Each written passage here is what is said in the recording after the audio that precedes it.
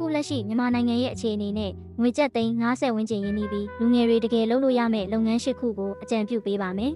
။ The Digital Gadgets Phone Accessories Pre-order in stock အခုခေတ်မှာလူငယ်တိုင်းဖုန်းနာရီနှစ်ချက်အသစ်ဆန်းတွေကိုစိတ်ဝင်စားကြပါတယ်။သိန်း50ဆိုရင်တရုတ်နိုင်ငံ Direct ကဖြစ်စေယုံကြည်ရတဲ့လက်ကားနိုင်တွေစီကဖြစ်စေ unique ဖြစ်တဲ့ accessories တွေကိုမှာယူရောင်းချနိုင်ပါတယ်။ဘာလို့လုပ်တဲ့လဲပစ္စည်းသေးတော့တိုးလောင်ရလွယ်တဲ့ပို့ဆောင်ခသက်သာတယ်။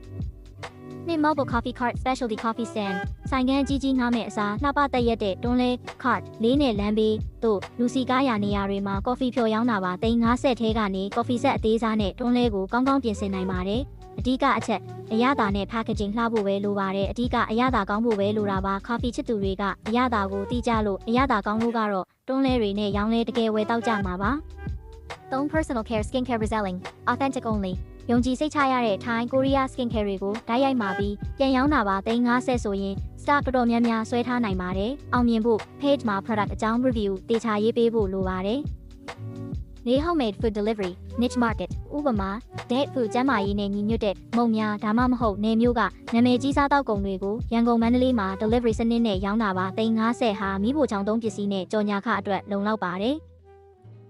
second hand fashion thrift shopဂျပန်ကိုရီးယားကလာတဲ့အထည်ထုတ်တွေကိုကောင်းလို့ရာရွေးထုတ်လျှော်ဖို့မီးပူတိုက်ပြီးအသက်အတိုင်းပြန်ရောင်းတာပါဓာတ်ပုံရိုက်တာလှရင်လှသလောက်ဈေးကောင်းရပါတယ်ရင်းနှီးမြှုပ်နှံမှုအထည်ထုတ်ဖို့သိန်း20ဝန်းကျင်ဆိုရင်တောင်အထည်အများကြီးရပါတယ်မြန်မာနိုင်ငံကငွေကြေးချွေတာခြင်းတဲ့သူ brand တော့ဝစ်ချင်တဲ့ဈေးအများကြီးလဲမတက်နိုင်တဲ့သူတွေက thrift ကအရေးအသွေးလဲကောင်းလို့အရန်အားပေးကြမှာပါလက်တွေ့လုပ်ပြီးအောင်မြင်နေတဲ့လူတွေလည်းအများကြီးကတက်သေးပါပဲ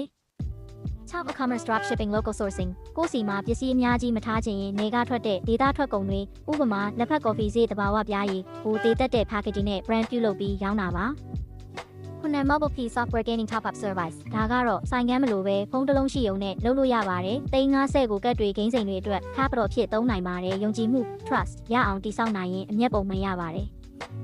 Shit event decoration surprise gift service မွေးနေ့ပွဲ anniversary ပွဲတွေအတွက်အခမ်းအနားဆင်ပေးတာ surprise box လုပ်ပေးတာပါအလှဆင်ပစ္စည်းတွေကိုသိန်း20ဖိုးလောက်ဝယ်ထားရင်ကျန်တာကကိုယ့်ရဲ့ idea နဲ့ဝန်ဆောင်မှုပေါ်မှာပဲမူတည်ပါတယ်